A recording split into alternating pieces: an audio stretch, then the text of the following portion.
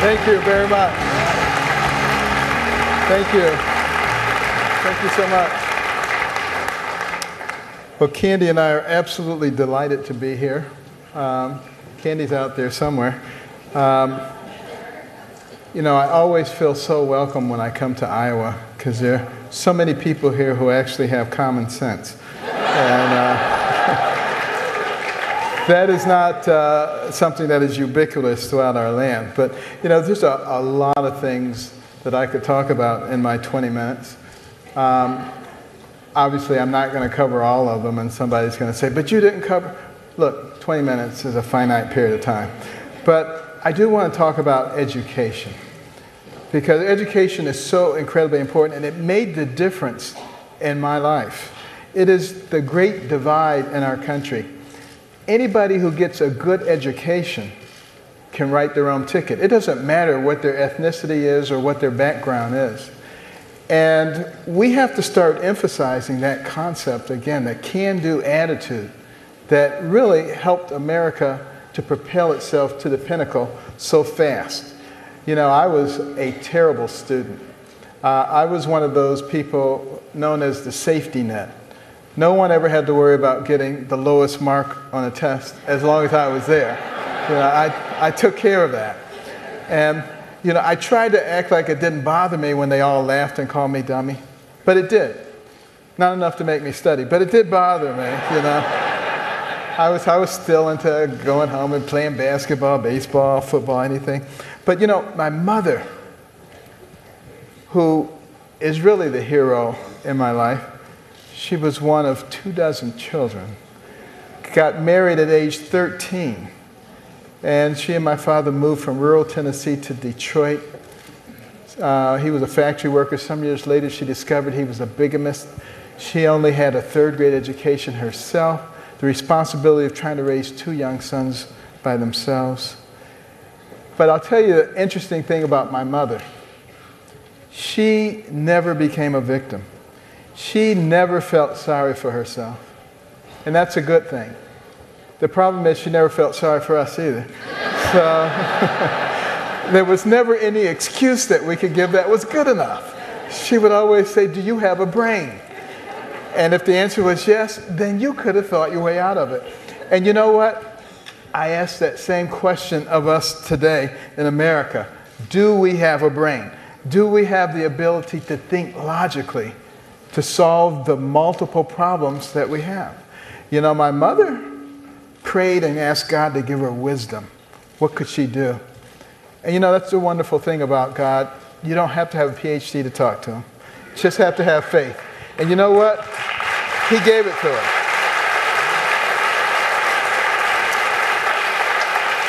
He gave her the wisdom, at least in her opinion. My brother and I didn't think it was wise at all. Turning off the TV and making us read books. I mean, what kind of wisdom is that? As far as we were concerned, it was child abuse. But, and then we had to submit to her written book reports, 2 apiece each week, which she couldn't read, but we didn't know that. You know, she'd put little check marks, highlights, underlines, and I was not a happy camper, I got to tell you. But, you know, you had to do it. Back in those days, you had to do what your parents told you. There was no social psychologist saying that the kid expressed themselves, you know. And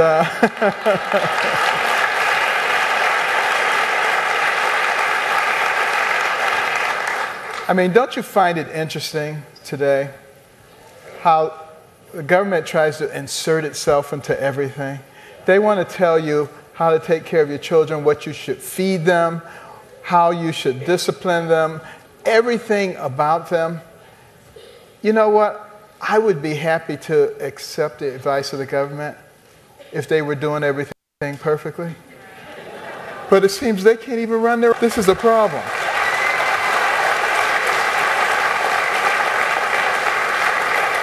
Well, at any rate, there I was reading those books. But interestingly, as I started reading about people of great accomplishment, I began to notice something they all seem to have in common. That vision and that willingness to work hard.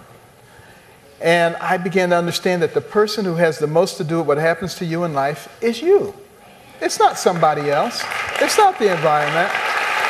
And at that point, I stopped listening to the naysayers and the people saying, the system is stacked against you and these people are against you. I didn't have time for them.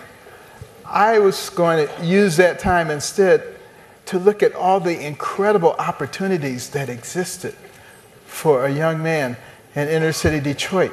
And there were a lot of things, but you had to go out and do them. They didn't just fall into your lap.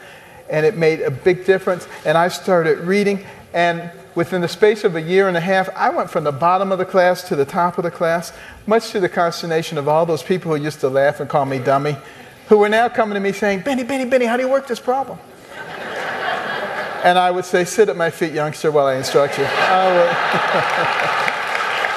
I was perhaps a little obnoxious, but it sure felt good to say that to those turkeys. But, you know, you think about the human brain and what it is capable of. And we need to start putting more emphasis on that once again. We need to be looking at ways that we educate our populace. We look at all the failed schools in some of our inner cities. And yet, in the same inner cities, you see private schools and charter schools and home schools where people are doing great and high graduation rates and college matriculation rates. So why in the world aren't we trying to get everybody involved in the things that work and get rid of the things that don't work? Because we have special interest groups. And that is the problem, a big problem with our nation today, special interest groups. And there should only be one special interest group, and that is the people of the United States of America. And once we understand that, we can do so much better.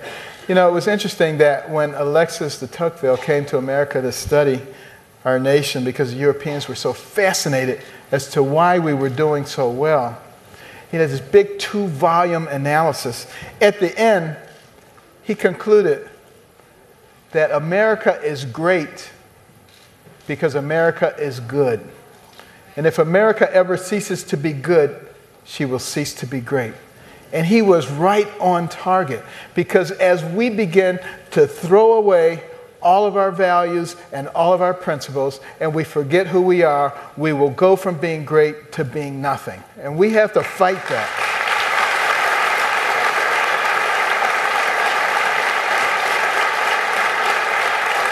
Now, one of the other issues I want to touch on, immigration. You know, we have laws in place. Common sense works great. We already have laws that demonstrate how a person becomes an American citizen. We don't have to relitigate that. If we do relitigate it, it needs to be done by the proper branch of government, which is Congress. It is not by the President. It is not by the Supreme Court. You need to know that.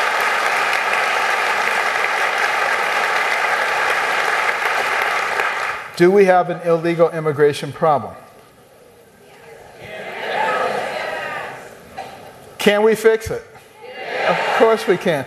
First of all, you have to realize that there wouldn't be people coming here if there wasn't a magnet drawing them in here. You have to reverse the polarity of the magnet. You have to get rid of all the things that are drawing them in here, including employment. If you employ a person who is illegal, instead of getting a pass from the government, you should get a criminal activity on your record because it's a crime.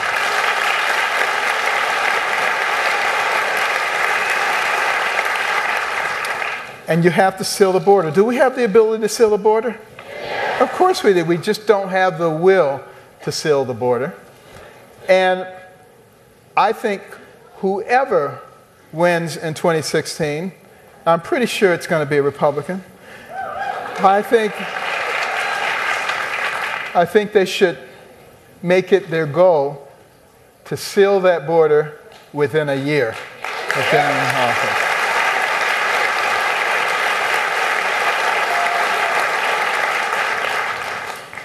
And you know, these are common sense kinds of things. Now, where's the compassion, you say?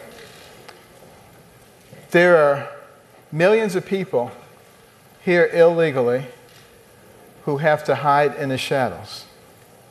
I don't think they should have to hide in the shadows. We look to the north of us and we see Canada. They have a very well-formulated guest worker program. People get registered appropriately. They come, they work, they pay taxes, they go back home as they please. Nobody has to hide in the shadows. I think we could do something like that, but it has to have some stipulations. We shouldn't offer jobs unless Americans won't take them, number one. And number two, in order to get a guest worker permit, you have to apply for it from outside of America. You can't be here. Okay?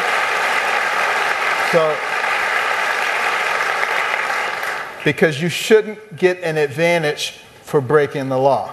So you leave. It still allows people to, they can easily go and do that, and they probably have an advantage because they know people who want to employ them. They may have established a good work record, and that person can offer them a job, and they can come back in, and they can take it, and they can pay taxes like everybody else in this country pays taxes. And until we can learn how to think that way, we're not going to win this argument. But when we do it by the law, we integrate compassion, but we use our common sense. That's what will make America work once again. Now, what about the waste and the fraud? There's a lot of waste and fraud in our country right now. I'll give you an example. Medicaid. We spend $400 billion a year on Medicaid. About a quarter of Americans benefit from Medicaid. Now, what does that come out? A quarter of a million Americans is about 80 million Americans. Do the math. It comes out to about $5,000 per Medicaid recipient. Now, you've heard of the concierge practices, the boutique practices for people who are well off. They average about $2,000 to $3,000 a year. That means, for the most part, we could have boutique practices for these people if we didn't waste so much money. Think about what I'm talking about here. And that's why I'm talking about a revamping of the system, but it is imperative that the Republicans embrace a simple, effective system that puts people and their healthcare providers in charge of the healthcare, and that in turn brings the healthcare system into the free market system. That's what controls price, and that's what controls quality. We do not need the government controlling our healthcare, and that's why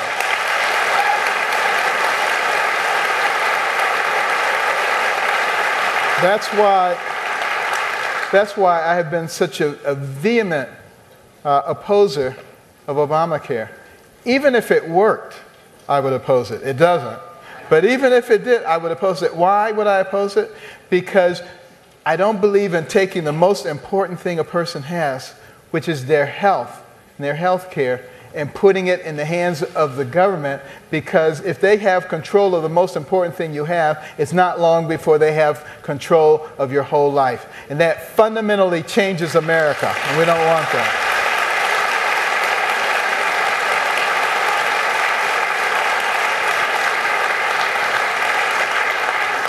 And I'm a big believer in waste not, want not. You know, I remember my mother, you know, she worked 2, 3 jobs at a time, extremely hard, because she didn't want to be on welfare. And she only had a 3rd grade education, but she noticed that most people who went on welfare never came off of it. So she just didn't want to go on it in the first place.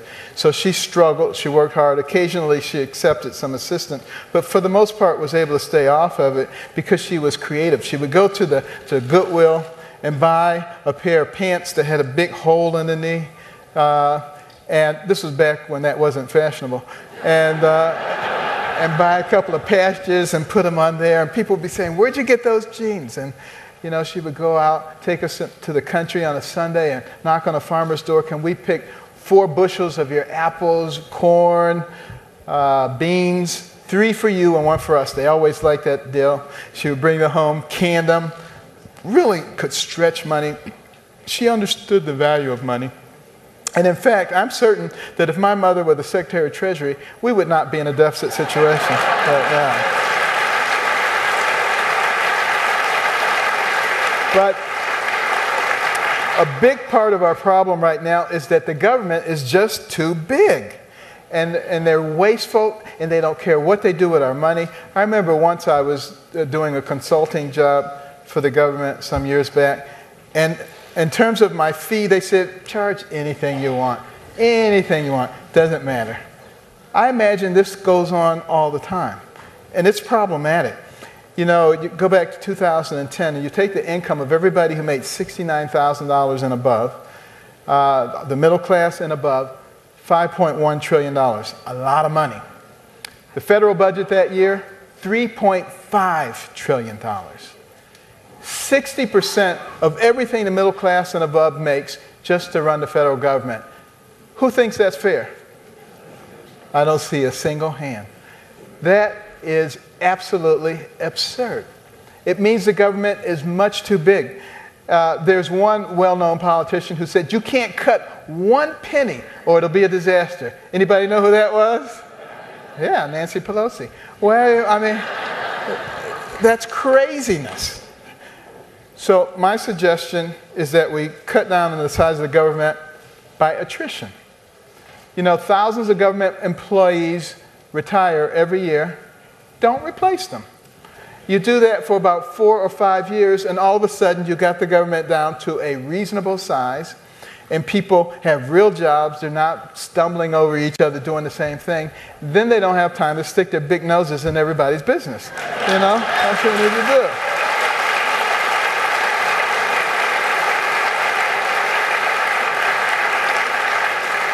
And then this national debt, $18 trillion and rising at a rate of $500 million a day. Think about that. That's ridiculous. It is compromising the quality of life for everybody who comes after us. And that's what I'm concerned about. My whole career has been spent trying to preserve life, trying to enhance life of children. And now, here I was ready to retire, sit back and relax and enjoy life. And then I look out there and I see this monster called the national debt, which is threatening the life and quality of those coming behind us. That's why I can't sit down and watch that happen. And I hope none of us is able to sit down and watch that happen. We are going to have to deal with it through economic development. We grow our way out of it. We'll never cut our way out of it, but that does mean that we need to cut down on the size of the government, develop the federal government.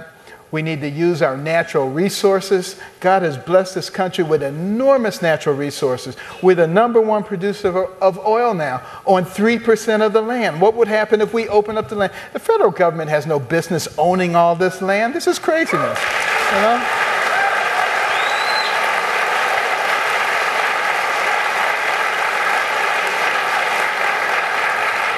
And all the natural gas we have. And now we have the ability to liquefy natural gas, which means we can export it. And we have all these archaic energy exportation rules that date back to the 70s. We need to update those, and we use those energy resources not only to enhance our economic position, to pay down our debt, but also to put Putin back in his little box. You know, we need to have that.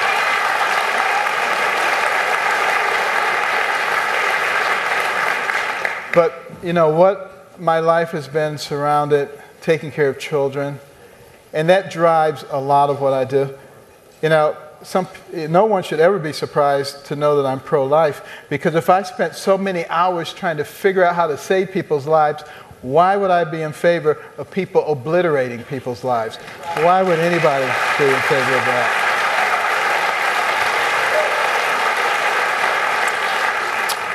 And in closing, I have to tell you, we today enjoy our freedom because there were those who preceded us who were brave. They were not afraid.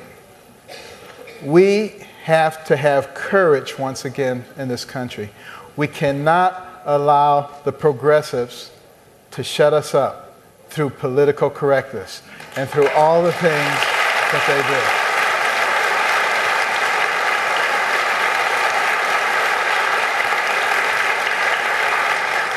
And if they want to act like third graders and call us names, let them.